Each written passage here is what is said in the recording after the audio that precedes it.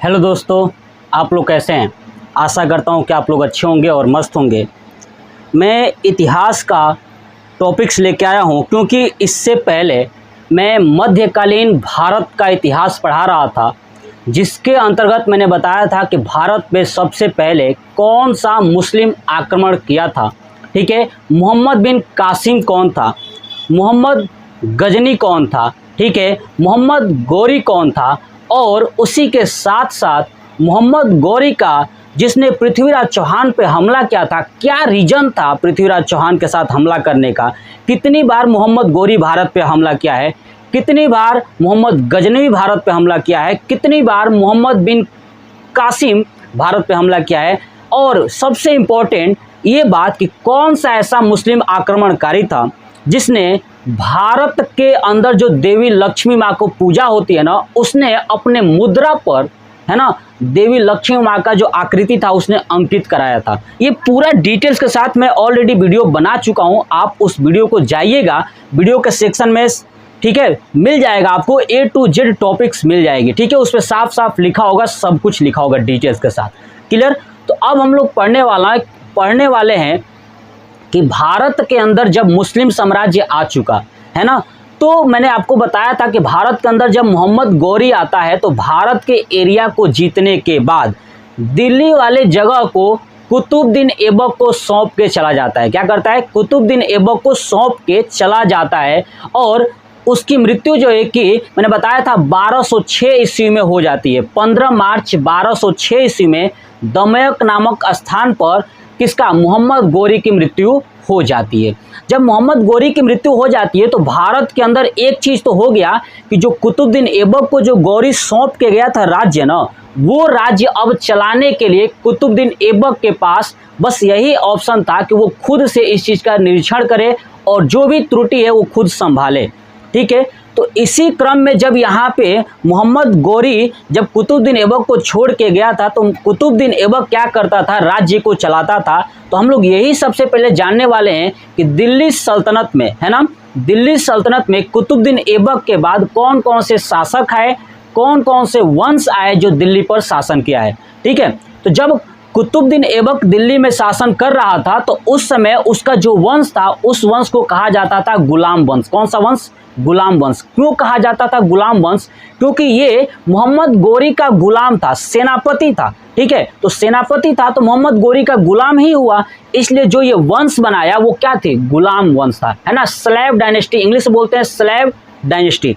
Clear. तो ये गुलाम वंश क्यों आया? तो मैंने आपको समझा दिया कि मोहम्मद गौरी का कुतुबुद्दीन ऐबक क्या था? गुलाम था, इसलिए उसके अंदर ही काम करना ये उचित समझा, इसलिए जो इसने डायनेस्टी बनाई उस डायनेस्टी का नाम ही हो गया गुलाम वंश, यानी गुलाम डायनेस्टी। क्लियर। तो सबसे पहले जो डायनेस्टी आता है गुलाम डायनेस्टी। इसके पहले मैं आपको बता दूं कि जो पूरा दिल्ली सल्तनत है ना, दिल्ली सल्तनत में टोटल 5 डायनेस्टी आती है। कितनी? 5 डायनेस्टी। गुलाम, खिलजी, तुगलक, सैयद, लोदी। बोर्ड पे लिखा भी हुआ है, ध्यान से सुनिएगा। गुलाम, खिलजी, तुगलक, सैयद, लोदी, टोटल 5 डायनेस्टी जो है कि दिल्ली पर शासन किया हुआ है। उसके बाद आएगा मुगल साम्राज्य, है ना। मुगल वाले आएंगे तो जब मुगल एम्पायर पढ़ाऊंगा उसमें आपको समझाऊंगा कि मुगल कैसे आ गए। ठीक है, मुगल वाले को बादशाह कहा जाता है और इनको कहा जाता है सुल्तान। ऐसा क्यों कहा जाता है मैं आगे के वीडियो में धीरे धीरे करके आपको सब समझा दूंगा। क्लियर। तो आपको समझ में आ गया कि दिल्ली सल्तनत में टोटल कितने वंश थे? 5। कौन कौन?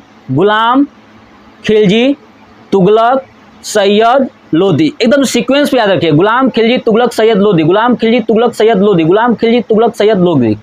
आप अगर ऐसे पढ़ेंगे फ्लुएंट ना तो आपको हर चीज़ दिमाग के अंदर फिल हो जाएगा, क्योंकि हमारा दिमाग का जो स्पाइनल कॉर्ड है ना वहीं पे लेके जाना है, बात को रख देना है।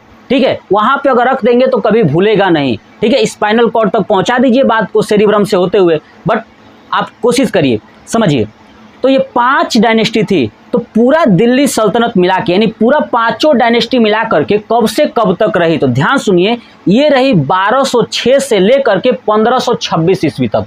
क्योंकि 1526 ईस्वी में जब बाबर आएगा भारत के अंदर ना, तो पूरा ये डायनेस्टी द एंड हो जाएगी। जो लास्ट डायनेस्टी है लोधी डायनेस्टी, देखिए लोधी इस डायनेस्टी का एक शासक होगा, ठीक है, उस शासक को बाबर परास्त कर देगा और खुद गद्दी पर बैठ जाएगा। तो वहां से स्टार्ट होगा मुगल साम्राज्य। क्लियर। तो ये पूरा डायनेस्टी 1206 से 1526 ईस्वी तक चली है दिल्ली सल्तनत। क्लियर। तो देखिए 1206 से 1526 लगभग 320 साल तक चला है कौन, दिल्ली सल्तनत। तो दिल्ली सल्तनत में 5 डायनेस्टी फिर से एक बार बताता हूं, गुलाम, खिलजी, तुगलक, सैयद, लोदी।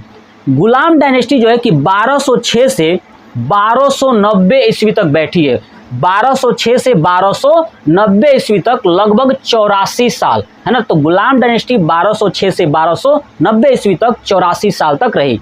गुलाम डायनेस्टी के बाद खिलजी डायनेस्टी आती है जो 1290 से 1320 ईस्वी तक 30 साल रहती है। 1290 से 1320 पूरा डेट, ठीक है, टाइम पीरियड के साथ साथ आप डायनेस्टी भी याद रखिएगा।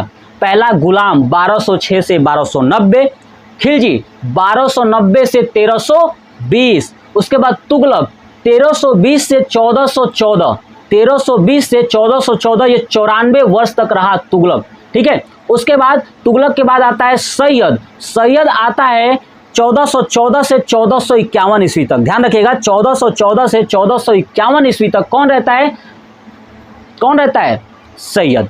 सैयद के बाद आता है लोदी 1451 से 1526 ईस्वी तक। मैंने सब लिखा हुआ है बोर्ड पे, देखिए। गुलाम वंश 1206 से 1290, खिलजी 90 से 20, समझ में आ गया, और तुगलक 20 से 1414, ठीक है, और सैयद 1414 से 1451, लोदी 1451 से 1526 ईस्वी तक। पूरा डिटेल्स याद रखिए। पहला डायनेस्टी यानी गुलाम कितने वर्ष तक रहा है, तो 84 वर्ष तक। दूसरा 30 वर्ष तक, तीसरा 94, चौथा 37 वर्ष, पांचवा 75 वर्ष कंप्लीट।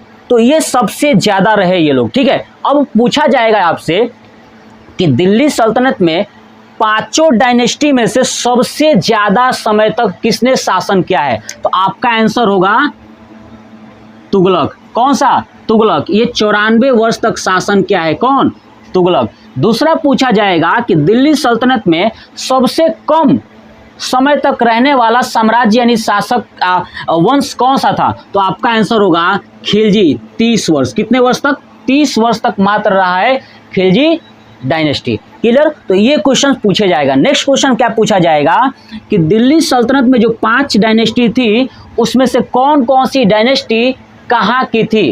क्लियर। तो आप बताइए, ध्यान सुनिएगा, ये जो ऊपर की जो 4 डायनेस्टी है ना, गुलाम, खिलजी, तुगलक, सैयद, ये डायनेस्टी तुर्क की थी। कहाँ की थी, तुर्क की थी। ये पॉइंट्स याद रखिएगा। ये ऊपर की 4 डायनेस्टी कहाँ की थी, तुर्क की थी, और नीचे की एक डायनेस्टी जो लोदी डायनेस्टी है ये अफगान की है। कहाँ की है, अफगान की है।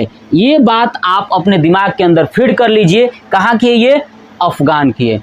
क्लियर। तो सबसे पहले मैंने आज आपको इंट्रोडक्शन दिया कि दिल्ली सल्तनत कैसे आया, ठीक है, किसने बसाया, ठीक है, दिल्ली सल्तनत में कौन कौन से शासक आए। क्लियर। तो ये चीजें हो गया। अब जब दिल्ली सल्तनत हम लोग पढ़ रहे हैं तो अब हम लोग को पढ़ना जरूरी है गुलाम वंश, फिर पढ़ेंगे खिलजी, तुगलक, सैयद, लोदी, और फिर मुगल साम्राज्य स्टार्ट करेंगे कि मुगल भारत में कैसे आते हैं, कैसे इनको परास्त करते हैं। लोदी डायनेस्टी का जो शासक होता है जिसका नाम होता है इब्राहिम लोदी, बेचारे को बुरी तरह से मारता है कौन, आप बताइएगा सोच के, कौन मारेगा, क्योंकि बाबर मारेगा। क्यों, बाबर ही तो आएगा ना।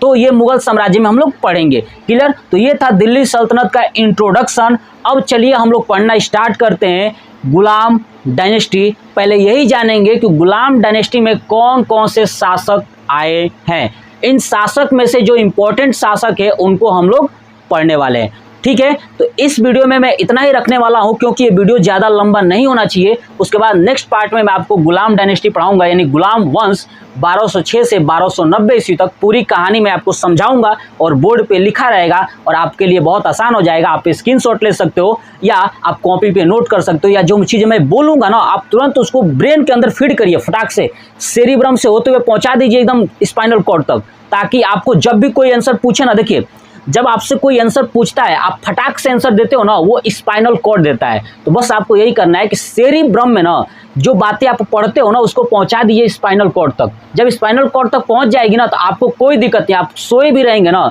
तो कोई बोलेगा कि अच्छा ये क्या है, फटाक से बोलोगे ये है। क्यों? स्पाइनल कॉर्ड में बात को पहुंचा देना है। क्लियर? तो ये वीडियो कैसा लगा कमेंट बॉक्स में कमेंट करके जरूर बताइएगा। जय हिंद, जय भारत, वंदे मातरम।